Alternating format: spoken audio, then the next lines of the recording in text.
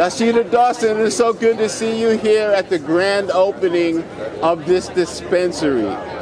Talk about your work in the cannabis space.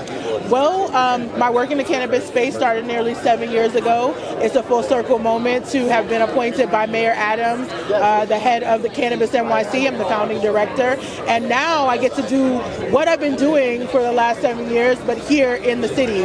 That's primarily providing resources and services for entrepreneurs who want to start or grow or transition a business into the cannabis space.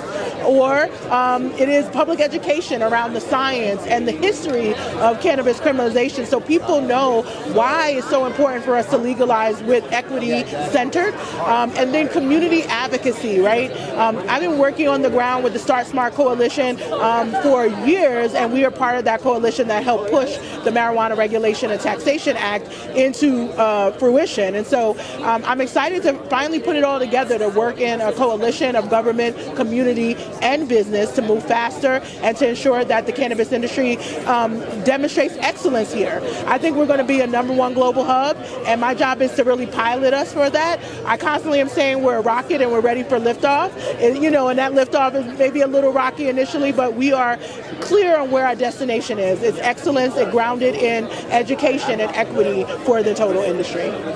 Let me ask you, how will the individual dispensaries be able to distinguish themselves in the cannabis marketplace?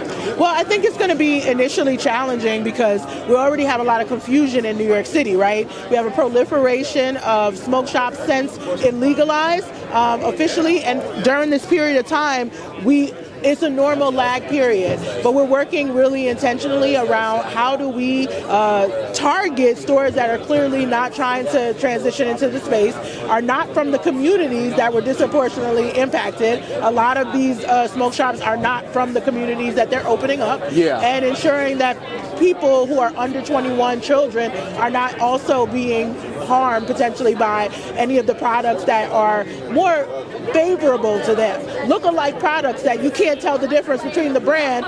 Even an adult cannot often tell the difference. It's very clear that a child would not be able to.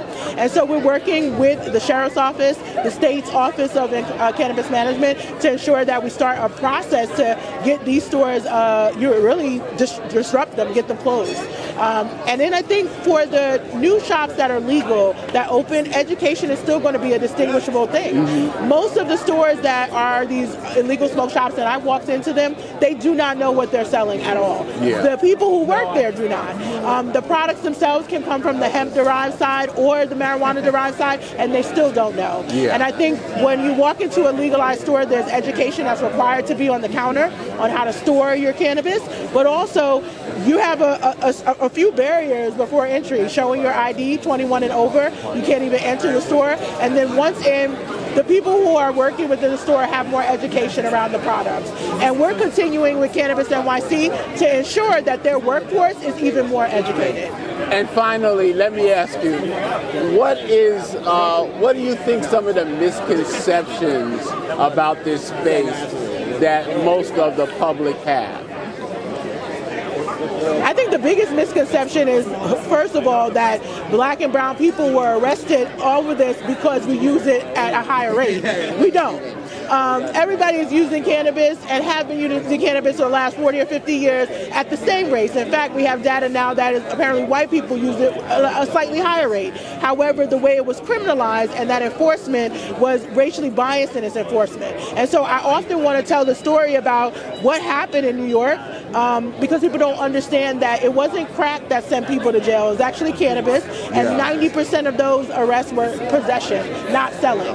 And so I think it's really critical for us to understand that cannabis is criminalizing a population, a community of consumers, not so much the people who are distributing, if I'm being honest.